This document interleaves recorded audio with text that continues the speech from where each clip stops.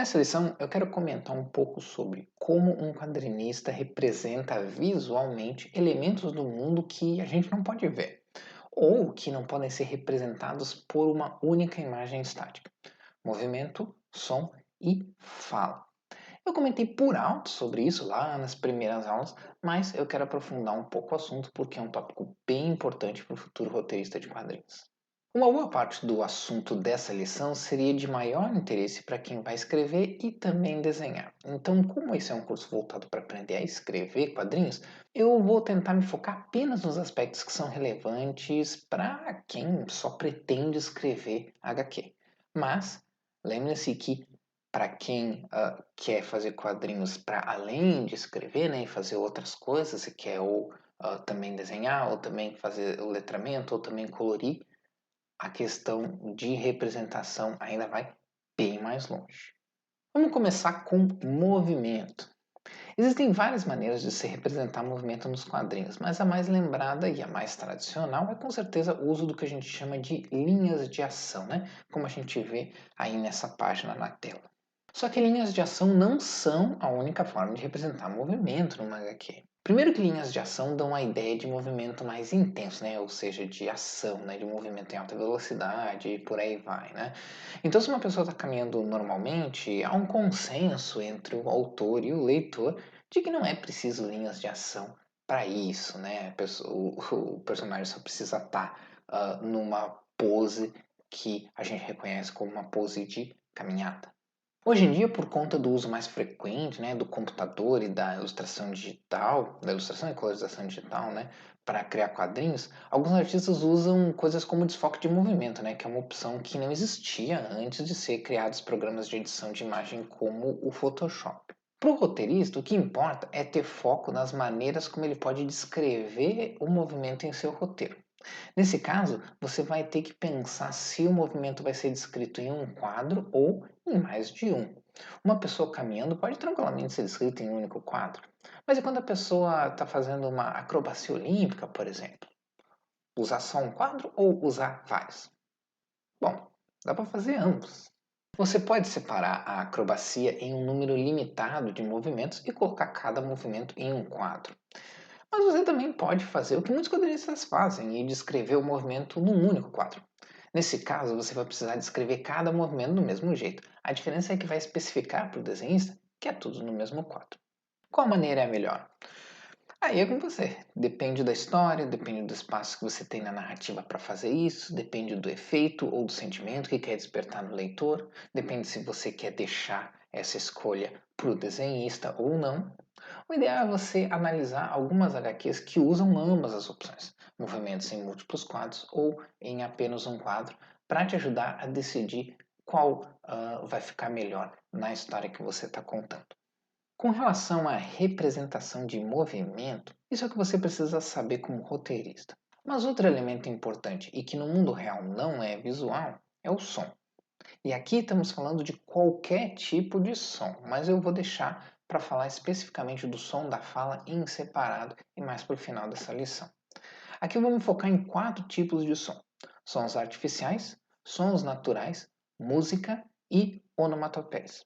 Por sons artificiais, entenda som mecânico, como produzido por um rádio ou a fala de um robô. Nesses casos, é bem comum o uso de tipos de balões diferenciados. Como roteirista, você pode especificar isso no seu roteiro. Esse curso tem uma aula inteira só sobre produção e formatação de roteiro, onde vamos falar um pouco mais sobre, bastante mais, na verdade, sobre isso. Mas normalmente o roteirista especifica no próprio roteiro quando um som é mecânico ou artificial, para ajudar o desenhista a compreender o roteiro melhor e saber melhores maneiras de organizar e layoutar a página. Como vai ser o formato desse balão não é tão relevante para o roteirista, pois esse é o trabalho daí do letrista. Mas é interessante que o roteiro especifique quando um balão vai ser diferente do tradicional de fala, né?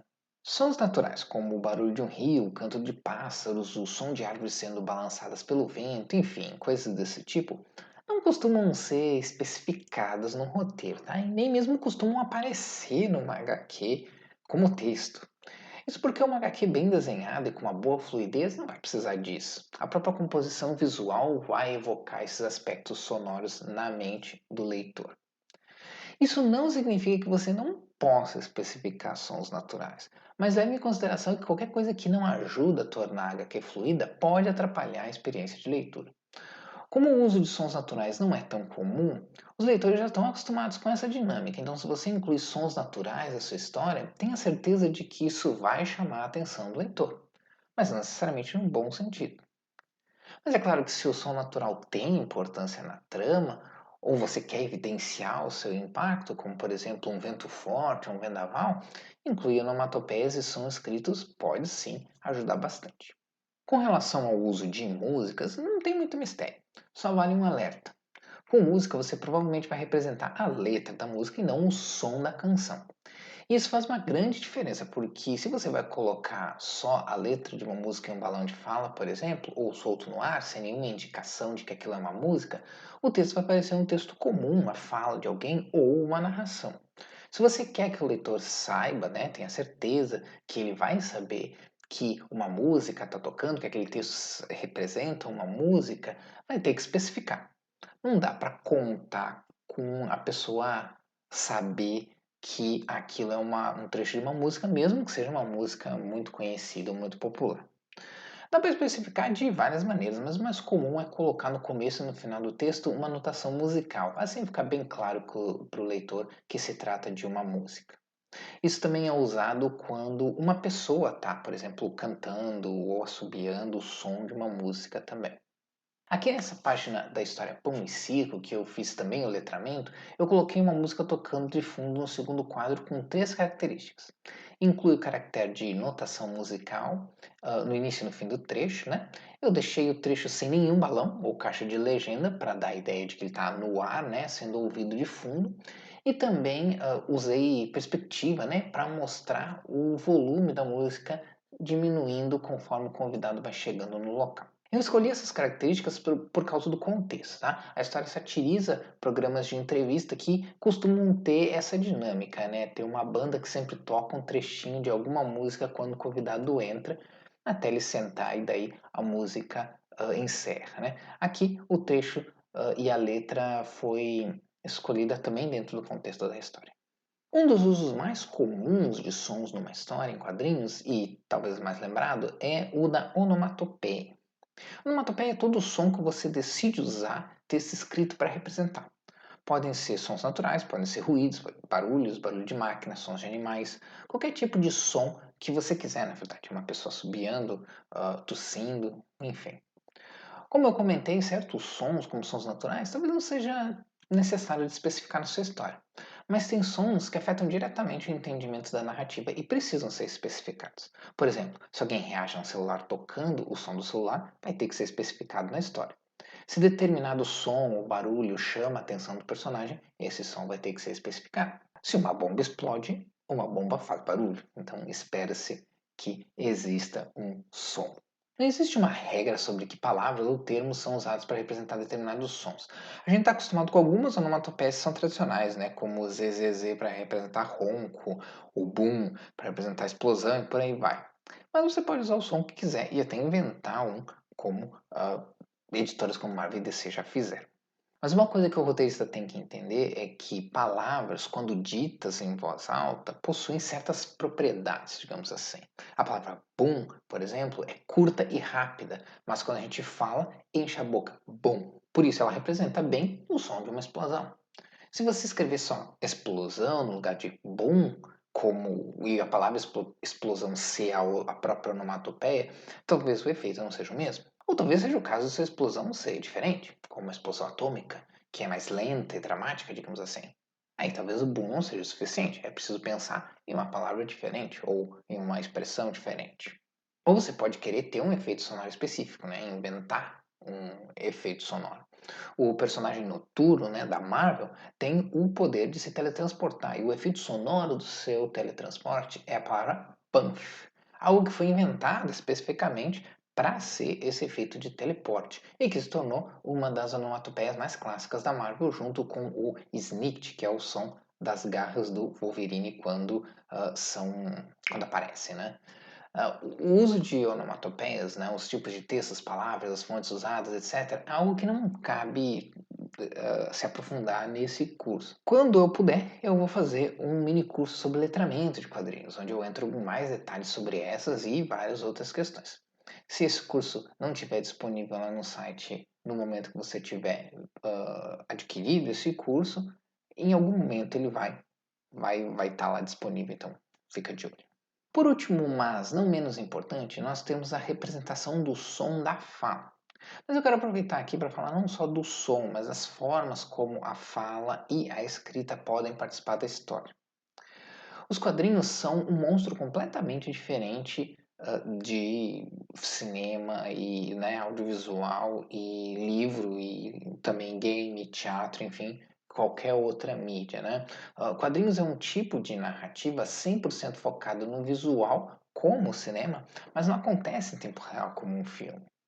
As páginas não se movem sozinhas, um único quadro pode conter várias situações que no mundo real não ocorreriam ao mesmo tempo, e podemos ter vários quadros mostrando uma única sequência. Os quadrinhos tomam emprestado dos livros o uso da linguagem verbal escrita, do texto, né? Mas aqui há uma diferença. Nós não usamos parágrafos normais, digamos assim. Os textos são distribuídos nos quadros da página conforme a conveniência não só da leitura, mas da contextualização próximo dos personagens que estão falando, no início ou no fim do quadro por questões didáticas e por aí vai. Isso não é comum hoje em dia, mas olha essa página do Kirby para os Vingadores e veja que os balões possuem cores diferentes, inclusive. E não há nenhum critério específico para isso, as coisas são basicamente aleatórias.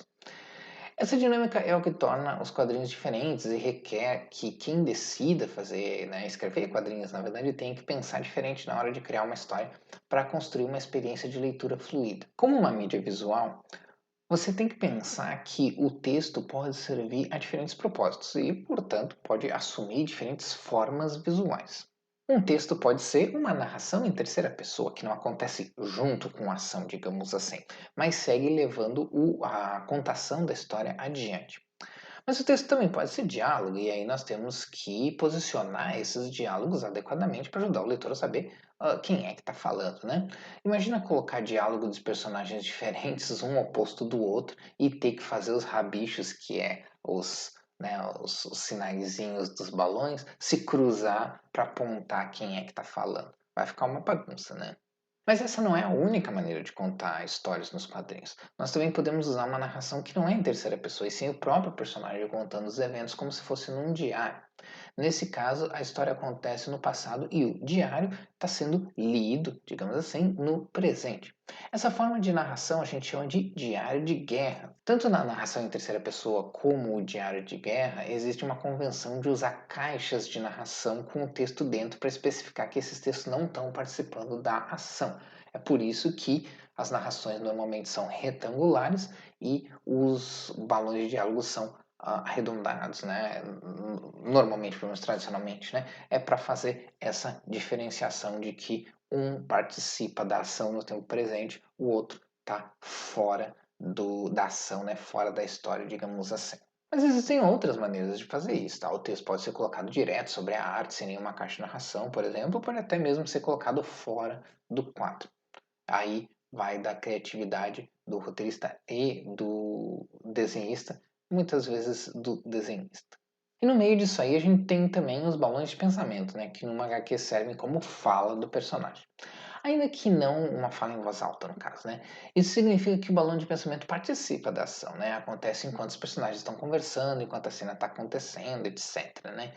Nos quadrinhos americanos, balões de pensamento caíram em desuso nas histórias mais mainstream e quase não são usadas a não ser em histórias de humor ou histórias mais independentes. Até tem uma ou outra HQ que você encontra hoje em dia que utiliza, mas são mais a exceção do que a regra no mainstream, pelo menos.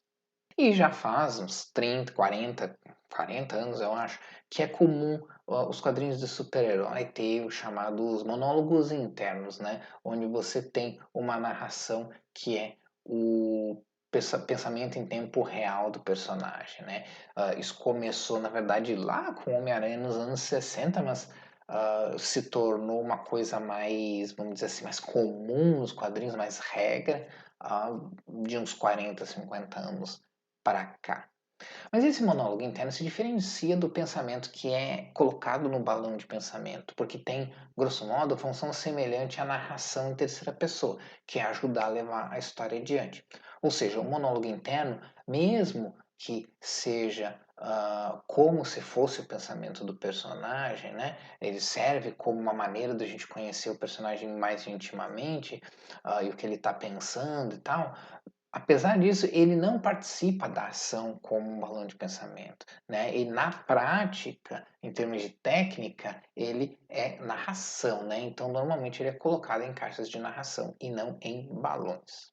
Apesar da gente estar falando mais sobre representação gráfica do que estrutura narrativa, eu achei importante comentar um pouco sobre as diferentes formas de usar texto numa HQ, pois isso afeta diretamente como o roteirista vai descrever essas coisas no roteiro. É fundamental que o roteirista saiba o que é narração, o que é fala, o que é monólogo, etc.